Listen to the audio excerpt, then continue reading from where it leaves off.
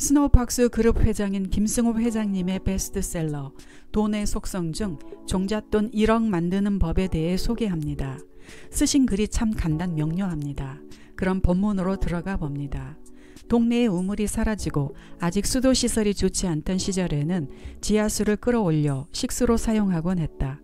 이 펌프에 물을 한두 바가지 놓고 손잡이를 힘차게 위아래로 움직이다 보면 지하에 있는 물이 따라 올라온다. 이 물을 끌어올리기 위해 붓는 물을 마중물이라고 부른다. 마중하러 간다는 의미다. 영어로는 calling water로 물을 부르는 물이라는 의미다. 자본을 모아 투자를 통해 자본 수익을 얻으려는 사람은 누구든지 이 마중물에 해당되는 돈을 모아야 한다. 이 마중물이 종잣돈이다.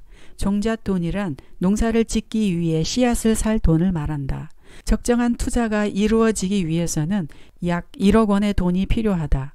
작은 돈으로는 투자에서 이익이 발생하거나 손해가 발생해도 별 보람이나 충격이 없어 관심을 가질 수 없다. 1억 원 정도는 돼야 주식이나 부동산에서 의미 있는 투자를 할 수 있기 때문이다. 이 돈은 1억 원, 10억 원, 100억 원, 1000억 원을 만들어내야 하는 씨앗 돈이다. 이제 청년들이 1억 원을 만들기 위한 현실적인 방법 5가지를 제시하고자 한다. 첫째, 1억 원을 모으겠다고 마음먹는다. 둘째, 1억 원을 모으겠다고 책상 앞에 써 붙인다. 셋째, 신용카드를 잘라버린다. 넷째, 통장을 용도에 따라 몇 개로 나누어 만든다. 다섯째, 1000만 원을 먼저 만든다. 나는 항상 무언가를 이루고 싶을 때 가장 먼저 정말 이것을 이루고 싶다는 마음이 들어야 한다고 주장한다. 조용히 책상 앞에 앉아 이렇게 혼잣말을 한다. 나는 우리 가족의 가난의 고리를 끊고 누구에게나 존경받는 부자가 되어 가족과 사랑하는 사람들을 지켜주며 살고 싶다. 이렇게 말을 하는 순간 말은 힘을 가지며 실제로 그렇게 되기 위한 행동으로 이끈다.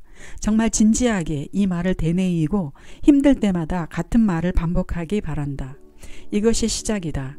첫 번째 행동을 마쳤으면 종이에 나는 1억 원을 모으겠다라고 손으로 직접 적어서 책상 앞에 잘 보이는 곳에 붙여 놓는다. 눈에 자주 보이는 곳이면 되니 화장실 변기 맞은편도 좋고 식탁 위도 좋다. 여기저기 붙이면 더 좋다. 욕망이 강렬하면 스마트폰 초기 화면에도 적어놓고 모니터 화면에도 올려놓는다.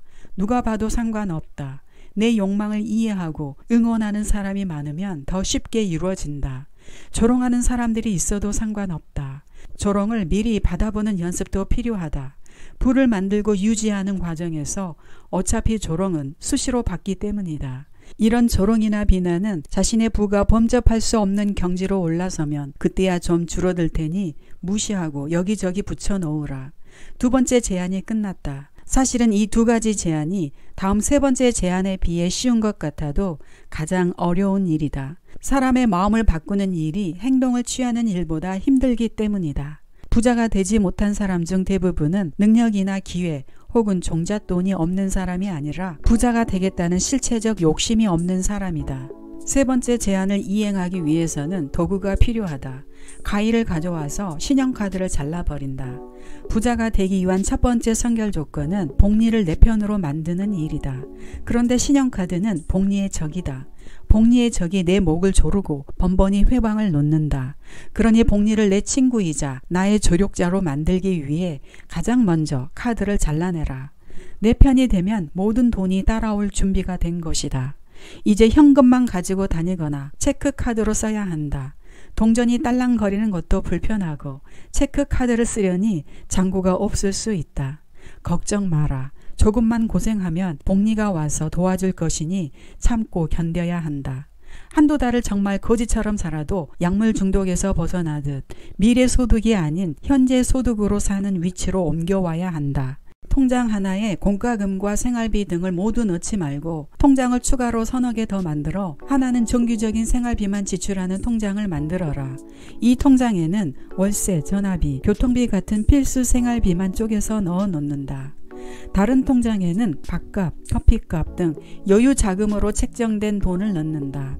이 돈은 월초에 정해서 넣어놓고 중간에 모두 소진한 경우에도 다른 통장에서 옮겨오거나 빌려오면 안 된다. 그리고 저축을 위한 통장도 따로 하나 만든다. 이렇게 개인 예산에 맞춰 각 통장을 만든다. 만약 이것이 귀찮고 불편하면 돈을 현금으로 찾아다 편지 봉투에 일일이 나눠 담으면 된다. 어쩌면 이 일은 번거롭고 통장을 만들기 위해 돈이 들어갈 수도 있다. 그래도 해야 한다.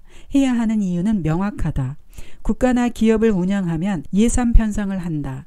한 해 수입과 지출을 예측하고 어느 부분에 얼마만큼의 예산을 책정할지 구분해서 나눠 놓는다.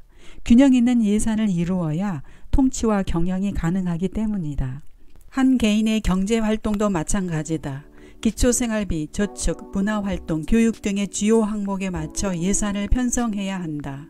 되는 대로 쓰고 남는 대로 저축하면 기업도 국가도 몇 년 안에 망한다. 국가나 사회는 부서별로 예산 사용권이 따로 있어 서로 건드릴 수 없지만 개인은 사용 범위를 넘나들므로 이렇게라도 구분하는 것이다. 이렇게 억지로라도 해야 한다. 마지막에 5번째는 목표액 1억 원의 10분의 1을 먼저 만드는 일이다. 1억 원은 큰 돈 같지만 1,000만 원은 누구든 노력하면 만들 수 있다. 1년이 걸리든 2년이 걸리든 목표는 1억 원 모으기다. 첫 10분의 1을 억지로라도 모으다 보면 모으는 과정에서 재미도 붙고 요령도 생기고 추가 수입도 생기면서 흥미를 품게 된다. 두 번째 1,000만 원은 첫 1,000만 원보다 만들기 쉬워진다. 이렇게 모으는 과정을 경험해야 한다. 이것이 1억 원을 모으기 위한 시작이자 전부이다. 내가 이런 이야기를 강연에서 하면 이런 질문을 하는 젊은이가 꼭 있다. 너무 돈만 강조하시는 거 아닙니까? 삶에서 돈이 중요한 건 알겠지만 그렇게 돈을 모은다는 건 돈의 노예가 되는 것 아닌가요? 라고 말이다.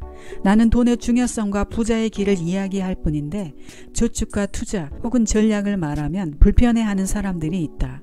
그러나 나는 이 질문을 하는 청년이 위선적이라 생각한다. 돈에 대해 이야기하는 것조차 경멸하면 부자가 될 첫문을 닫는 것이고 돈을 그렇게 함부로 생각하는 것 자체가 이미 돈의 노예가 된 상태다. 돈 때문에 병원에 가지 못하고 공부를 하지 못하고 결혼을 미루고 아이를 못 낳고 부모를 돕지 못하고 돈 때문에 늙어서 일을 찾아야 하고 빚을 얻으러 다니는 것이야말로 돈의 노예 상태다. 그렇지 않는가? 한국의 노년 빈곤층 비율이 50%에 가깝다. 노년층 자살률은 세계 1위고 자살 이유의 3분의 1은 경제적 이유다. 젊어서 돈을 함부로 대했기 때문이다. 소비를 줄이고 저축을 하고 투자를 하란 말이 행복하게 살지 말고 구두쇠가 되라는 말이 아니다. 오히려 반대다.